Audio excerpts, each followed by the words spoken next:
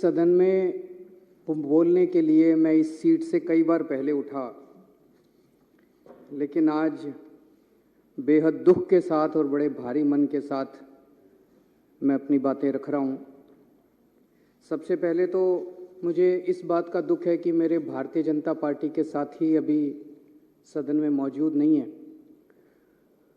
ये बेहद गंभीर विषय है जिसके ऊपर पिछले कुछ दिनों से न केवल दिल्ली बल्कि पूरे देश में चर्चा हो रही है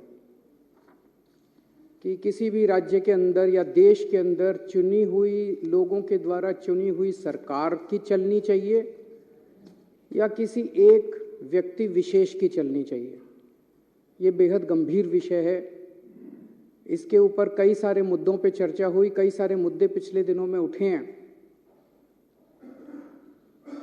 इसके ऊपर मैं एलजी साहब के पास भी गया था मिलने के लिए 3-4 दिन पहले, और मेरी जो बातचीत एलजी साहब से हुई वो भी आज विस्तार से मैं इस सदन के सामने सभी एमएलएज के सामने रखना चाहूँगा। मेरी इच्छा थी कि बीजेपी के साथी भी यहाँ मौजूद होते और वो भी बात सुनते, ताकि इस चर्चा को एक कंस्ट्रक्टिव रूप दिया जा सकता। समय बड़ा बलवान होता है। कुछ भी परमानेंट नहीं है जिंदगी में। इस दुनिया में कुछ भी परमानेंट नहीं है। कोई अगर सोचे कि मेरी सरकार बन गई, अब जिंदगी पूरे मेरी सरकार रहेगी, ऐसा नहीं होने वाला। आज मेरी सरकार है, कल हमारी सरकार नहीं होगी। हमारी सरकार 5 साल है, 10 साल है, 15 साल है, 20 साल है, कभी ना कभी तो बदलेगी। आज उनकी सरकार है, परमानेंटली उनकी सरकार नहीं होगी। आज है, कल है, परसों है, अगले दिन बदलेगी। आज दिल्ली में हमारी सरकार है, उनके एलजी हैं, केंद्र में उनकी सरकार है। कल अगर भगवान ने चाहा ऐसा भी हो सकता है कि केंद्र में हमारी सरकार हो,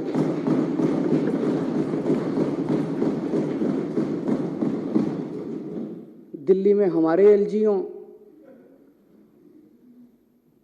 और हो सकता है दिल्ली में हमारी हो, कांग्रेस की हो, बीजेपी की हो, किसी और की सरकार हो। हम ये सुनिश्चित करेंगे कि हमारा एलजी इस तरह से तंग नहीं करेगा उस टाइप का, जो भी सरकार होगी। हम चुनी हुई सरकार की इज्जत करते हैं, हम लोगों की इज्जत करते हैं, लोगों के मत की इज्जत करते हैं, लोगों के वोट की इज्जत करते हैं, जनतंत्र की इज्जत करते हैं, हम संविधान की इज्जत करते हैं। दिल्ली में 2 करोड़ लोग रहते हैं। मैंने हमेशा कहा है कि ये 2 करोड़ लोग एक परिवार हैं। हमने हमेशा इसको एक परिवार माना है। इस परिवार में लोगों के जब भी कोई सुख दुख होते हैं, हम हमेशा सुख दुख में काम आते हैं। इन 2 करोड़ लोगों में जो बच्चे हैं, इनके जो बच्चे हैं वो मेरे बच्चे हैं। मैं उनको हर्षिता और पुलकित से अलग नहीं समझता, उनको मैं अपना बच्चा समझता हूँ। उनको मैं अपना बच्चा समझता हूं। तो जितनी अच्छी शिक्षा मैंने हर्षिता और पुलकित को दी है, उतनी अच्छी शिक्षा मैं दिल्ली के एक एक बच्चे को देना चाहता हूं। ये मेरा मकसद है, और उसी मकसद से हम लोगों ने शिक्षा के ऊपर, क्योंकि मुझे ये लगता है कि अगर हमने अपने बच्चों को अच्छी शिक्षा दे दी तो देश का भविष्य बनेगा, बच्चों का भविष्य बनेगा तो देश का भविष्य बनेगा। उसी को मद्देनजर रखते हुए हमने शिक्षा पे इतना खर्चा भी किया, इतने अच्छे अच्छे शानदार स्कूल बनाए। जो सबसे ज्यादा आज स्कूलों के नतीजे बहुत अच्छे आ रहे हैं। लोग अपने बच्चों को प्राइवेट स्कूल से निकाल के सरकारी स्कूलों में भर्ती कर रहे हैं। शायद 75 साल, आजादी के 75 साल के बाद पहली बार ऐसा हुआ है। उसमें सबसे बड़ा योगदान हमारे टीचर्स और प्रिंसिपल्स का है, और उनको मोटिवेट करने के लिए और उनकी कैपेसिटी बिल्डिंग करने के लिए हमने उनको पूरी दुनिया में बेस्ट से बेस्ट ट्रेनिंग दिलवाई है।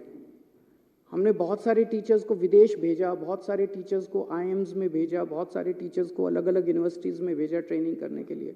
1000 से ज्यादा टीचर्स, प्रिंसिपल्स को हम विदेशों में अभी तक ट्रेनिंग करा चुके हैं। अब 30 टीचर्स और प्रिंसिपल्स को फिनलैंड जाना था ट्रेनिंग करने के लिए। वैसे तो हमारी चुनी हुई सरकार है, मैं मुख्यमंत्री हूं, ये शिक्षा मंत्री हैं। मुख्यमंत्री ने, शिक्षा मंत्री ने कह दिया भाई टीचर फिनलैंड जाएंगे ट्रेनिंग के लिए, तो बस ये फाइनल होना चाहिए। यही तो जनतंत्र है। और जनतंत्र क्या है? अगर मुख्यमंत्री ने और शिक्षा मंत्री ने कह दिया भाई मैं अपने टीचर्स को फिनलैंड ट्रेनिंग कराने जाऊंगा, भेजना चाहता हूं, बस यहां खत्म हो जानी चाहिए थी बात। लेकिन यहां अजीब जनतंत्र है। सारी फाइलें एलजी साहब के पास जाती हैं, सारी फाइलें एलजी साहब के पास जाती हैं। एलजी साहब ने एक बार नहीं 2 बार ऑब्जेक्शन लगा के फाइल के ऊपर भेजा। अभी मैं पढ़ के सुनाऊंगा थोड़ी देर में। 2 बार ऑब्जेक्शन लगा के भेजा। तो जब बार बार ऑब्जेक्शन लगाया जाता है, एलजी साहब कह रहे हैं ना कि मैंने तो मना थोड़ी किया। जब 2 बार ऑब्जेक्शन लगाया, अब तीसरी बार भेजेंगे तो फिर ऑब्जेक्शन लगाएंगे, तो इसका मतलब आपकी नीयत खराब है। एक बाबू क्या करता है? आप अपना लाइसेंस बनाने जाते हो, लाइसेंस बनाने वाला मना थोड़ी करता है, वो ऑब्जेक्शन पे ऑब्जेक्शन, ऑब्जेक्शन पे ऑब्जेक्शन, फिर आप दलाल को पकड़ते हो। वो दलाल कहता है इतने पैसे दे दो, बाबू को अंदर पैसे दे दूंगा और वो अब फाइल क्लियर कर देगा। तो ये बार बार जो ऑब्जेक्शन लगाए जा रहे हैं, इसीलिए तो लगाए जा रहे हैं, नीयत खराब है। फिनलैंड टीचर्स को भेजने नहीं देना चाहते। आज मैं ये लेके आया हूं महोदय, बीजेपी वालों के कितने एमपीज ऐसे हैं, ये पूरी लिस्ट है, जो खुद विदेशों में पढ़ के आए हैं। इनकी कभी इनके माँ बाप ने कॉस्ट बेनिफिट एनालिसिस करी? कितने एमपी ऐसे हैं जो खुद विदेशों में पढ़ के आए हैं? इनके कितने एमएलए ऐसे हैं जो खुद विदेशों में पढ़ के आए हैं? कभी इनके माँ बाप ने कॉस्ट बेनिफिट एनालिसिस करी? ये बच्चे हैं कैबिनेट मिनिस्टर्स के, बीजेपी वालों के बच्चे, जिन के बच्चे अभी विदेशों में पढ़ रहे हैं। मेरे को इससे कोई एतराज नहीं है, मैं किसी की शिक्षा के खिलाफ नहीं हूं। बीजेपी वाले, कांग्रेस वाले, आम आदमी पार्टी वाले, जिसको भगवान ने अच्छा दिया जिंदगी में, वो अपने बच्चों को भेजे, जरूर भेजे। अच्छी से अच्छी शिक्षा सबके बच्चों को मिलनी चाहिए। मैं इसके विरोध में नहीं हूं कि इन्होंने क्यों भेजा। मैं इसके विरोध में हूं कि अगर तुम अपने बच्चों को अच्छी शिक्षा देना चाहते हो तो गरीबों के बच्चों की अच्छी शिक्षा के खिलाफ क्यों हो तुम लोग? अगर हम अपने बच्चों को, गरीबों के बच्चों को अच्छी शिक्षा देना चाहते हैं, अपने बच्चों को अच्छी शिक्षा देना चाहते हैं, तो तुम रोकने वाले कौन होते हो? ये एक फ्यूडल माइंडसेट है। ये कई सौ साल पुराने जो हमारे देश में फ्यूडल माइंडसेट है ना, कि गरीबों को अच्छी शिक्षा, इस जात के लोगों को, उस जात के लोगों को अच्छी शिक्षा नहीं मिलनी चाहिए, गरीबों को अच्छी शिक्षा नहीं शिक्षा जो है इन ठेकेदारों की बपौती रहनी चाहिए। इसको तोड़ना है हम लोगों को। और ये एलजी साहब उसी माइंडसेट से आते हैं कि एलजी साहब के बच्चों को तो मिलनी चाहिए अच्छी शिक्षा, गरीबों के बच्चों को अच्छी शिक्षा नहीं मिलनी चाहिए। इस माइंडसेट को तोड़ना है अपने को, पूरे देश को तोड़ना है। आजादी मिल गई, लेकिन ये माइंडसेट अभी भी है कि गरीबों के, इस जात के, उस जात के बच्चों को अच्छी शिक्षा नहीं लेने देंगे। ये विदेश कैसे जा सकते हैं? पढ़ो, एलजी साहब ने लिखा है इंडिया में करा लो ट्रेनिंग। ये एलजी साहब की नोटिंग है, इंडिया में करा लो ट्रेनिंग। अरे क्यों करा ले इंडिया में ट्रेनिंग? हम कम हैं किसी से? गरीबों के बच्चे कम हैं किसी से? गरीबों के बच्चे हैं तो इंटेलिजेंट नहीं है क्या? क्यों करा ले? हम तो अपने बच्चों को फिनलैंड भेजेंगे। पूरी दुनिया में सबसे अच्छी शिक्षा फिनलैंड के अंदर मिलती है, सबसे अच्छी। ये सबको पता है, फिनलैंड पूरी दुनिया में शिक्षा में नंबर 1 है। और उसमें भी जो नंबर 1 यूनिवर्सिटी है उसमें भेज रहे हैं हम। पूरी दुनिया में जो नंबर 1 हम तो भेजेंगे सर। दिल्ली के लोगों का पैसा है, टैक्स का पैसा है दिल्ली के लोगों का, टैक्स के पैसे से, दिल्ली के टैक्स के पैसे से भेज रहे हैं। लोगों का पैसा, लोगों के बच्चे, अपने पैसे से लोग अपने बच्चों को ट्रेनिंग के लिए भेजते हैं। ये वो क्या कहते हैं, पराए घर में अब्दुल्ला दीवाना। ये एलजी कौन हो गया है? बेगानी शादी में अब्दुल्ला दीवाना। ये एलजी कहां से आ गया? कौन है एलजी? कहां से आ गया एलजी? किस बात का एलजी? कौन एलजी? कौन लेफ्टिनेंट गवर्नर? हमारे सर पे बैठ गया आके लेफ्टिनेंट गवर्नर। अब वो तय करेंगे कि हम अपने बच्चों को कहां पढ़ाएंगे। ऐसी सामंतवादी सोच के लोगों ने आज हमारे देश को पीछे छोड़ा हुआ। मैं कई बार सोचता था 70 साल हो गए हमारे देश को, 75 साल हो गए हमारे देश को, इतना पिछड़ा कैसे रह गया, इतना अनपढ़ कैसे रह गया, इतना गरीब कैसे? इन लोगों ने जानबूझ के, इन लोगों ने देश को गरीब रखा है। इन लोगों ने हमारे बच्चों को पढ़ने नहीं दिया।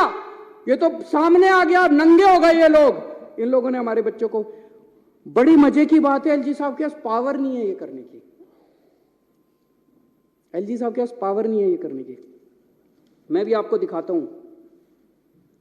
सुप्रीम कोर्ट ने साफ साफ कहा है कि भाई 3 चीजें हैं, एक है पुलिस, पब्लिक ऑर्डर और लैंड। इन तीनों चीजों को छोड़ के एलजी साहब के पास कोई भी निर्णय लेने का अधिकार नहीं है। ये सुप्रीम कोर्ट का ऑर्डर है। 2018 4 जुलाई 2018 को ये ऑर्डर पास किया था सुप्रीम कोर्ट ने। सुप्रीम कोर्ट तो देश की सर्वोच्च अदालत है, वो तो सबको माननी पड़ती है ना। इसमें से मैं पढ़ के सुनाता हूं। इसमें लिखा हुआ है पैरा 284। अब तो सबको रट गया होगा पैरा भी, कल 3 दिन से मैं बोल रहा हूं। 284.17 पैरा, इसमें लिखा है the lieutenant governor has not been entrusted with any independent decision making power. इसकी हिंदी क्या हुई? लेफ्टिनेंट गवर्नर, दिल्ली के लेफ्टिनेंट गवर्नर को स्वतंत्र रूप से कोई भी निर्णय लेने का अधिकार नहीं है, ये सुप्रीम कोर्ट कह रहा है। सुप्रीम कोर्ट को पता था एक बार लिखने से नहीं मानेगा एलजी, उन्होंने 2 बार लिखा। उन्होंने फिर पैराग्राफ नंबर 475.20 में लिखा there is no independent authority vested in lieutenant governor to take decisions. अब इससे फालतू बेचारा सुप्रीम कोर्ट भी क्या करेगा? सुप्रीम कोर्ट ने साफ साफ लिखा भाई एलजी साहब के पास डिसीजन लेने की पावर नहीं है। मैं जब एलजी साहब से मिलने गया अभी 3 दिन पहले, तो मैंने ये पढ़ के सुनाया उनको। मैंने कहा सर सुप्रीम कोर्ट ये कह रहा है। कहते हैं हाँ सुप्रीम कोर्ट की अपनी राय हो सकती है।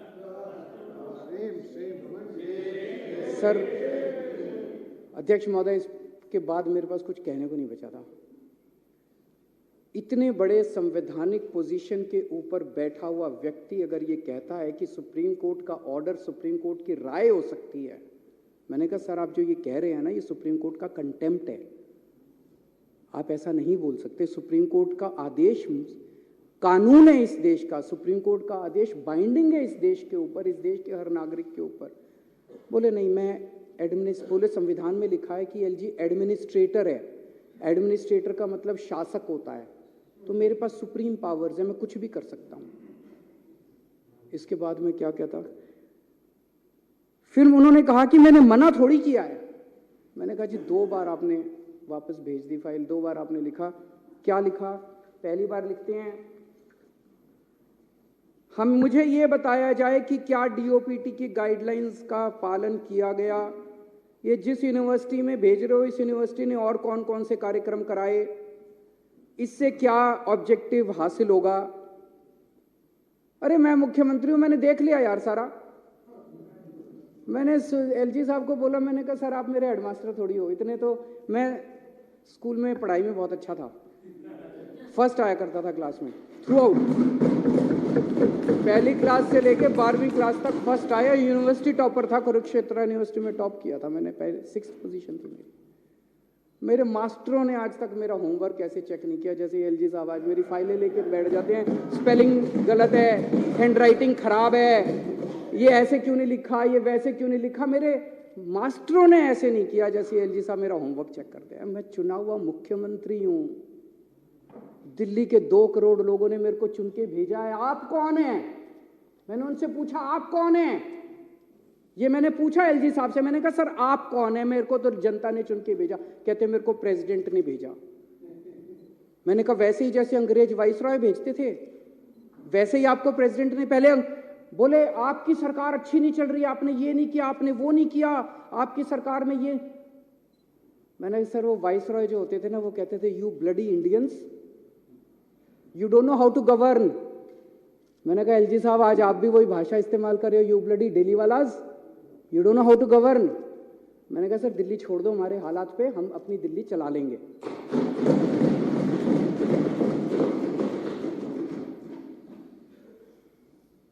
कहते हैं कॉस्ट बेनिफिट एनालिसिस कराओ। मैंने एलजी साहब से पूछा सर मेरे को वो धारा बता दो संविधान की, मैं ये सारे सर ये जो आज मैं लेके आया हूं ना, ये सब लेके गया था मैं एलजी साहब के पास, ये सारी चीजें लेके गया था। मैंने कहा सर ये आपके सामने रखी है, अब मेरे को इसमें दिखा दो आपको कॉस्ट बेनिफिट एनालिसिस ऑर्डर करने की पावर किस कानून के तहत है। कौन सा कानून, सुप्रीम कोर्ट का आदेश आपको ये पावर देता है कि आप दिल्ली सरकार के किसी काम की कॉस्ट बेनिफिट, मैं कराऊंगा, मेरे को जनता ने कहा है मैं कॉस्ट बेनिफिट एनालिसिस कराऊंगा। ये सदन है, ये सदन कराएगा, इसकी कमेटियां कराएगी, ये कमेटियां कराती है, ये सौरभ मेरे को बताता है, राजेश बताता है, सोमनाथ, ये सारे बताते हैं, ये कॉस्ट बेनिफिट एनालिसिस ये लोग कराएंगे। आप कौन होते हो कॉस्ट बेनिफिट एनालिसिस कराने वाले? दिल्ली के अंदर चुनाव हार गए और उसके बाद अब कॉस्ट बेनिफिट एनालिसिस, आपके पास तो पावर नहीं है। मैंने उनसे पूछा, उनके पास कोई जवाब नहीं था। फिर मैंने उनसे पूछा, मैंने कहा सर ये 10 एल्डरमैन कैसे बना दिया आपने? ये तो आपके पास पावर नहीं है, तो ट्रांसफर्ड सब्जेक्ट है, एमसीडी एक्ट तो ट्रांसफर्ड सब्जेक्ट है, आपने 10 एल्डरमैन कैसे बना दिए? बोले उस कानून में लिखा है एडमिनिस्ट्रेटर शैल अपॉइंट 10 एल्डरमैन। तो मैंने उनको ये एक और दूसरा ऑर्डर दिखाया सुप्रीम कोर्ट का, ये 2019 में आया था सुप्रीम कोर्ट में। इसमें लिखा है कि जहां एडमिनिस्ट्रेटर लिखा होगा वहां भी मंत्रियों की चलेगी, वहां भी मुख्यमंत्री की चलेगी, ये लिखा हुआ है। ये सुप्रीम कोर्ट का आदेश मैंने उनको दिखाया। मैंने कहा सर ये लिखा हुआ है कि एडमिनिस्ट्रेटर लिखा है तब भी हमारी चलेगी, आपकी नहीं चलेगी। तो वो तो सुप्रीम कोर्ट को मानते ही नहीं, वो तो कहते हैं सुप्रीम कोर्ट की तो राय है। उसके बाद एक हाई कोर्ट का ऑर्डर है, वो भी मैं लेके गया था। और कुछ हो ना हो, एलजी साहब ने मेरे को वकील तो अच्छा बना दिया।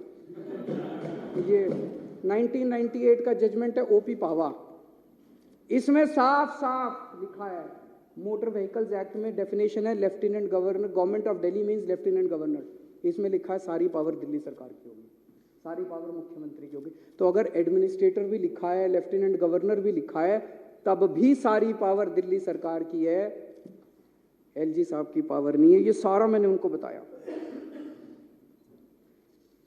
पर वो तो माने ही नहीं, वो तो बोले कि मैं एडमिनिस्ट्रेटर हूं। फिर मैंने कहा सर आप आजकल रोज चीफ सेक्रेटरी को ऑर्डर दे देते हो, मतलब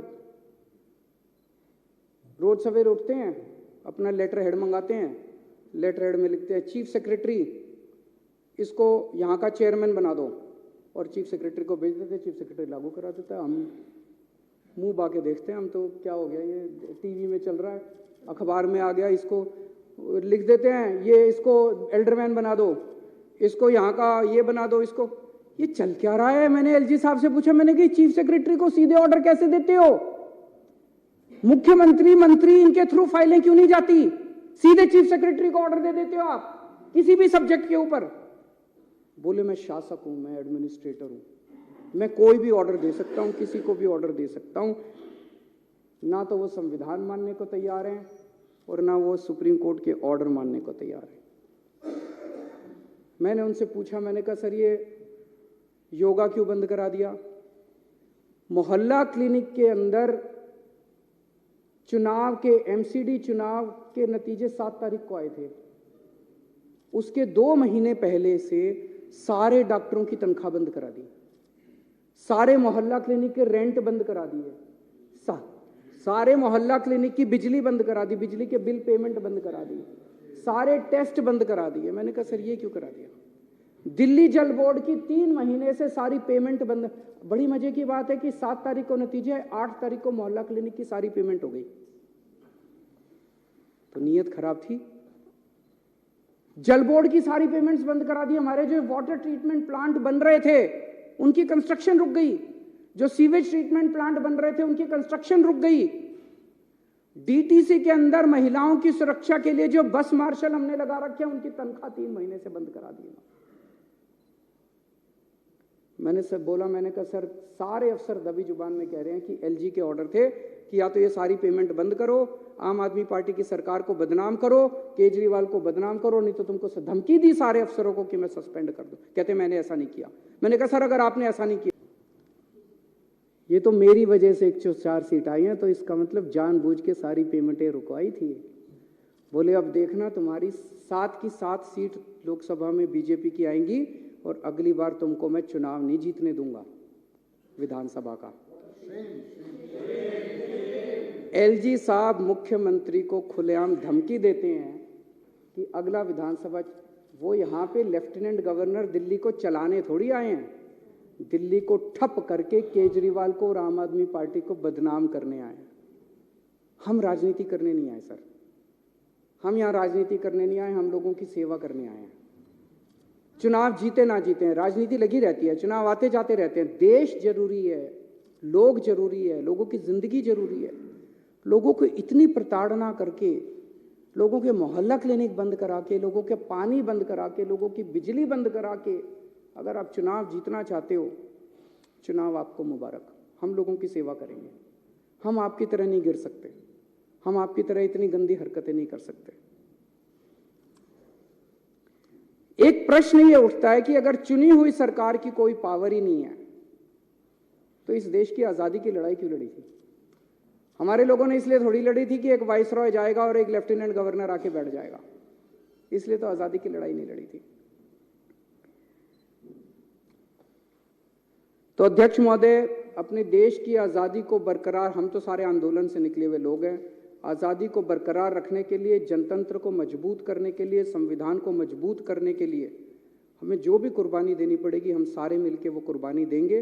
लेकिन जनतंत्र को और देश की आज़ादी को इस तरह से हम खराब बिल्कुल नहीं होने देंगे। ये जो सौरव का प्रस्ताव है, मैं इस प्रस्ताव का पूरी तरह से समर्थन करता हूँ।